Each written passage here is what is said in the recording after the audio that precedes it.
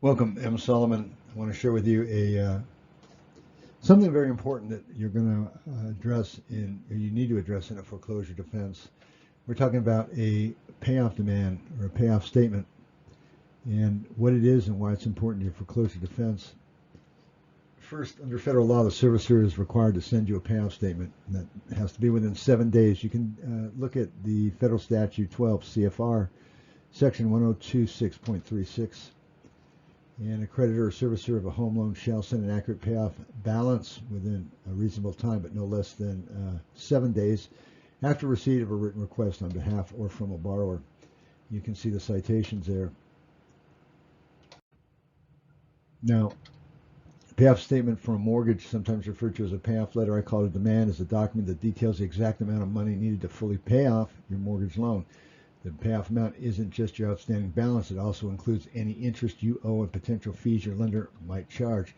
The payoff statement is a vital document due to the interest on your loan balance, which is added daily. Per diem, I'm going to get into that also, but the exact amount due changes based on the terms of your loan, meaning you just can't guess or wing it and try to provide the borrower with some overall amount owed.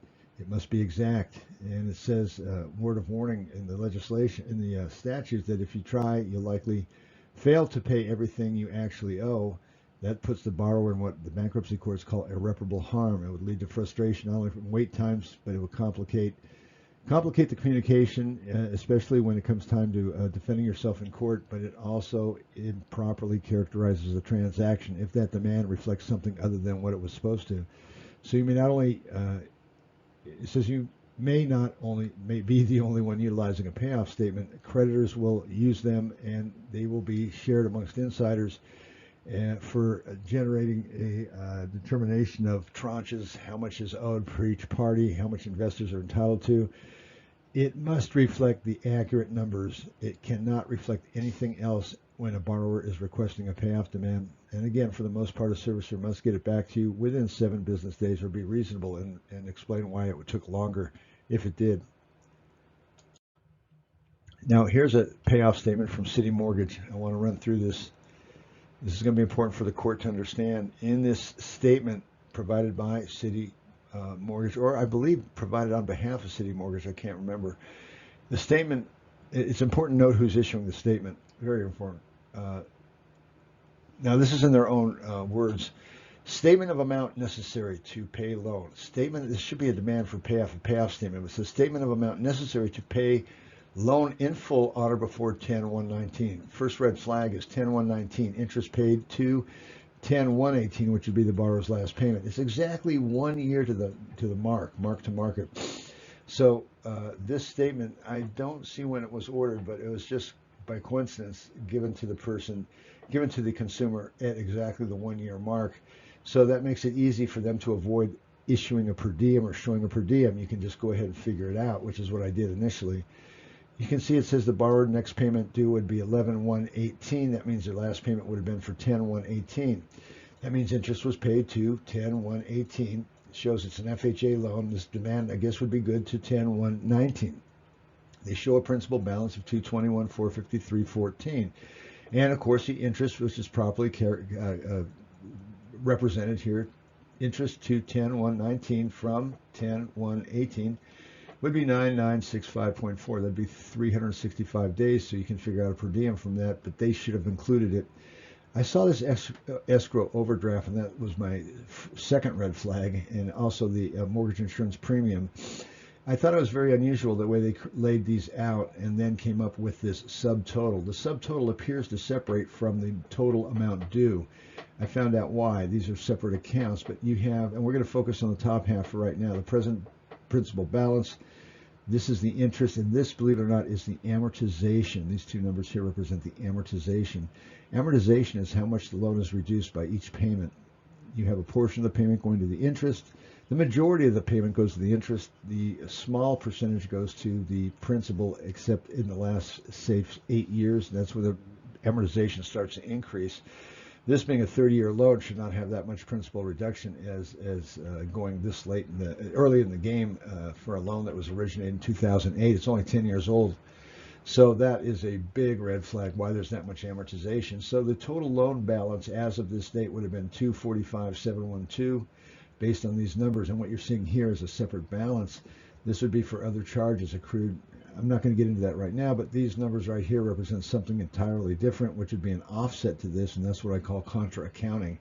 So this survey says this demand for payoff may not be a fraud, and it may have the integrity of a secondary markets transaction, but it has nothing to do with the consumer and her mortgage, unless, of course, this is provided to the consumer as an investor. If that's the case, then she is entitled to this, but it's not properly disclosed. And guess what? She's investing in her own foreclosure. She is the one who's responsible for bringing her own foreclosure.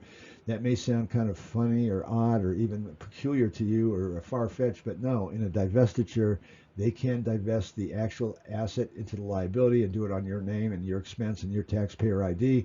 That would be so unethical. I know President Obama, when questioned about this leaving office, he said what they're doing may not be ethical, but it is legal. I know what he meant. Now, let's look at our analysis, what we came up with. Here's the amount secured by the loan. Amount secured by the loan. Again, that's strange. That's what they're calling this payoff amount. Amount secured by the loan was 245,712. The present principal balance was 221,453. Remember, we subtracted the two and we came up with a margin, 224,259.66.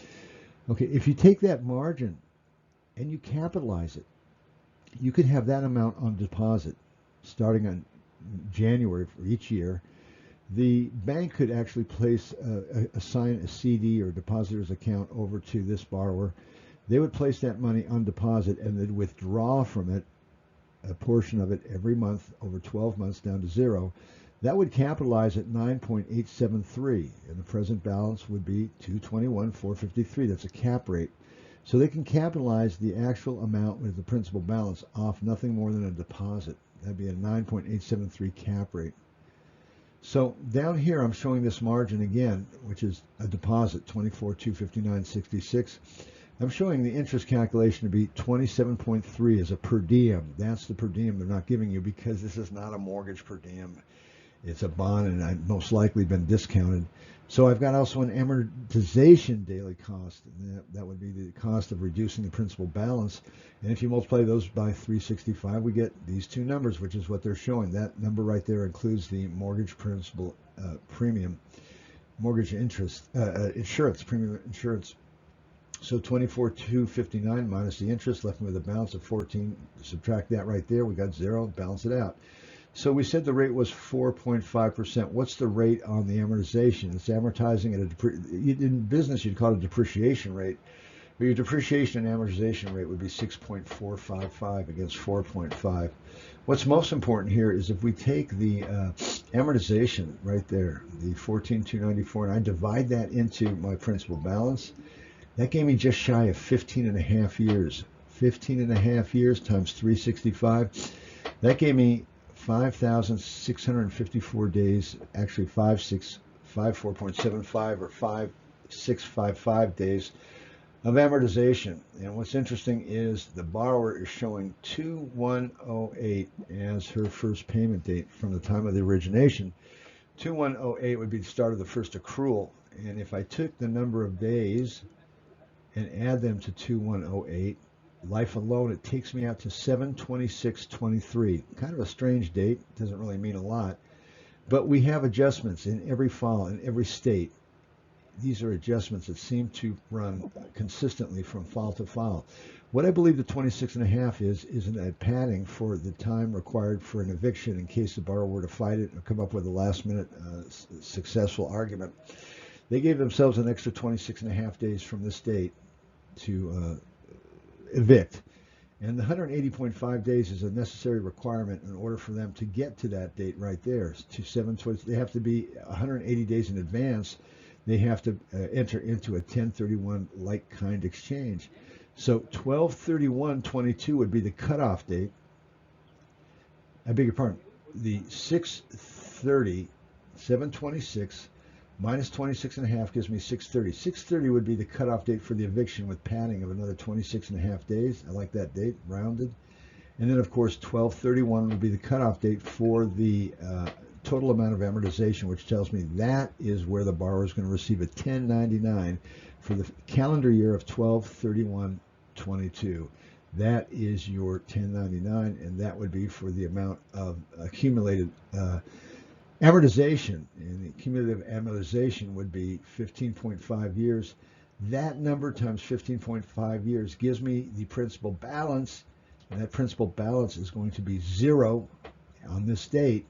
And that's why with one deposit, they can recapitalize a brand new loan or brand new principal balance, go into court and say, hey, Your Honor, we got a loan in foreclosure, when in fact they're just capitalizing a deposit because they're at a 0 balance.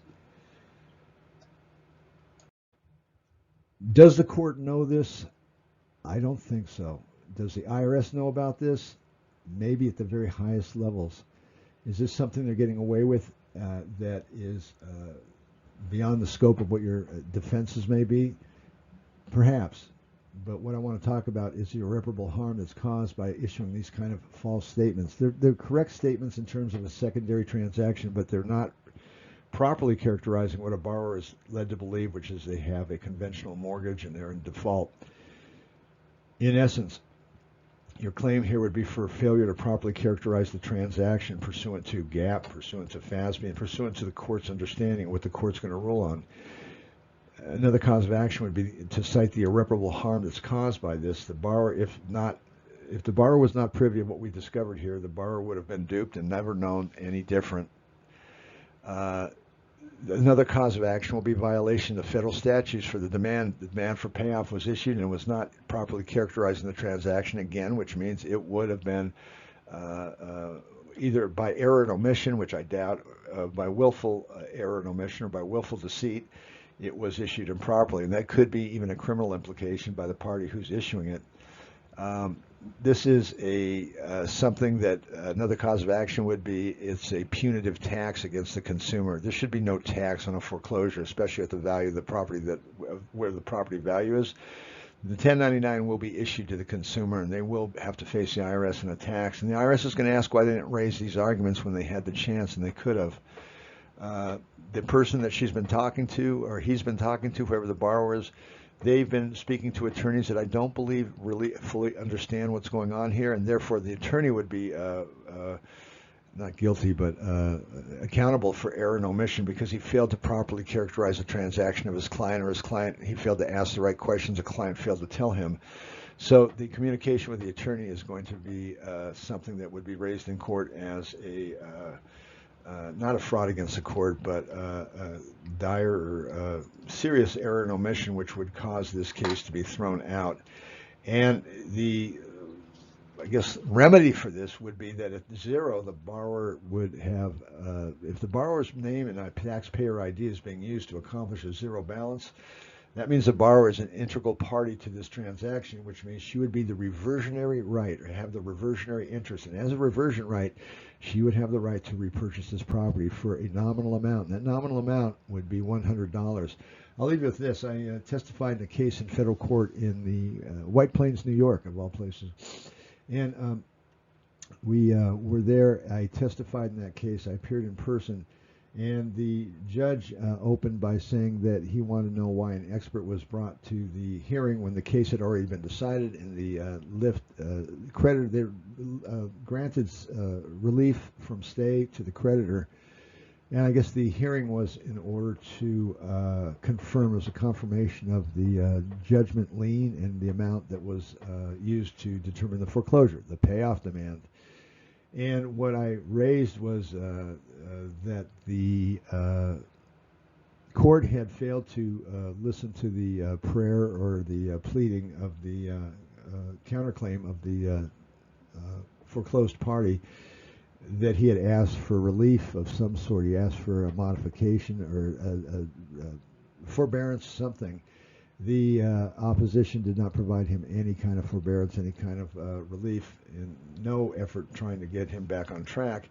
The judge said that that was not something that the other side had to do. They could do it if they wanted to. It was their prerogative, but they didn't have to provide him any relief based on the note and the terms and the conditions of the agreement. I said, well, that may be the case, but the house sold for $100, and that's what's problematic. And he was shocked. His mouth dropped open. He said, the house sold for what? I said, $100. He checked with the opposition's counsel. He said, counsel, would the house sell for? They said $100, Your Honor, and that's what I call the right of reversion at a nominal amount. And the counsel did the right thing. I think he was a substitute attorney. He told the truth. So that case got put on hold. They stayed. They went ahead and lifted the stay. He ordered the stay to be imposed for another 6 months, and this is what you have here. I would emphasize that the consumer in this case would make the argument for all the things we've discussed, as well as cite that she is the right of reversion. Otherwise, it would be a fraud. For the reason and purpose she got this statement would be fraudulent. Otherwise, it was intended to give to her as a investor as part of a divestment scheme and a pass-through investment through Jenny Mae or some other federal agency. I'm Mayor Sullivan, and I will be back. You can reach me at 202-550-8364 or secondary trade desk at gmail.com. This is an actual case, and it is going to hearing, and it is scheduled for hearing in the next couple of weeks.